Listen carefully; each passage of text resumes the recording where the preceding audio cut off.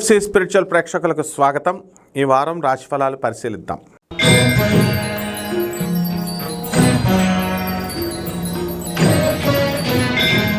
కర్కాటక రాశి.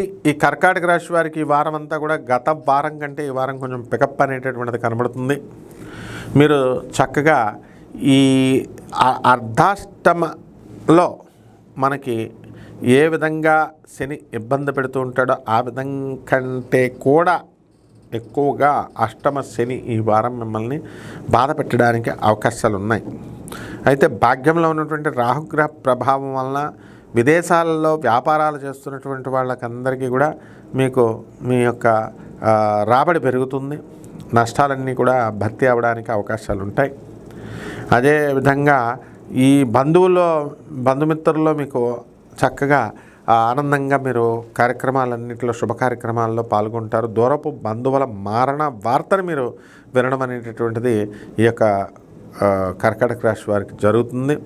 అదేవిధంగా ఈ యొక్క కర్కాటక రాశి మనకి ఎలా ఉందండి? గురుడు అంటే మన లాభంలో ఉన్నాడు కదా, మరి అటువంటప్పుడు చదువుల్లో విద్యార్థులంతా కూడా చాలా జాగ్రత్తగా కనుక మీరు కొంచెం చదువుకున్నట్లయితే గోల్డ్ మెడల్లో రావడానికి అవకాశాలు ఉన్నాయి.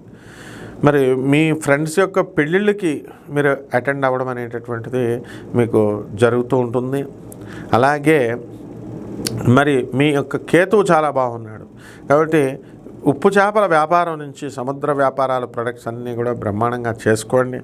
అలాగే చేపల రొయ్యల చెరువులు చక్కగా మీకు అధిక ఆదాయాన్ని తీసుకొస్తాయి. Pubs, restaurants, food, fish products ఇలాంటివన్నీ కూడా బ్రహ్మాండంగా ఉంటాయి. ఇకపోతే రైతుల పరిస్థితి కూడా బ్రహ్మాండంగా ఉంటుంది. మీకు చక్కగా ఈ రైతుల నుంచి మీకు మంచి ఆదాయం అనేటటువంటిది మీకు పెరగడం అనేటటువంటిది జరుగుతాయి. కాబట్టి ఈ దూర ప్రాంతాలలో ఉద్యోగాలు చేస్తున్నటువంటి మిలిటరీ వాళ్ళు ఉంటారు కదా, వాళ్ళకి పాపం లీవులు దొరకవన్నమాట. అండ్ ఈ మిలిటరీ అండ్ పోలీస్ ఫోర్స్లో ఉన్నటువంటి వాళ్ళకి ప్రమోషన్స్ అనేటటువంటివి ఈ వారంలో అస్సలు జరగవు, మీకు వచ్చే ప్యానల్లో ఉన్నప్పటికీ కూడా.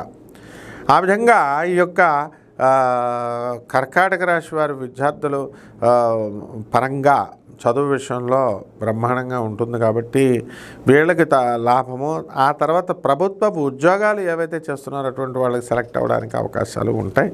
పరిహారాల దగ్గరికి వచ్చేసరికి ఈ యొక్క రవి మనకి కుంభరాశిలో ఉండడము, అందువలన దానికి రవి సంబంధించి మనము జపాలు చేసుకోవాలి. రవి స్తోత్రాలు, రవి యొక్క శ్లోకాలు అవన్నీ చదువుకుంటూ ఉండాలా. అలాగే ఆదివారం నాడు ముందుగా నిద్ర లేచి చక్కగా మనం సూర్య అర్ఘ్యాలు వదలాలా, సూర్య నమస్కారాలు చదువుకోవాలా, ఆదిత్య హృదయాలు చదువుకోవాలా.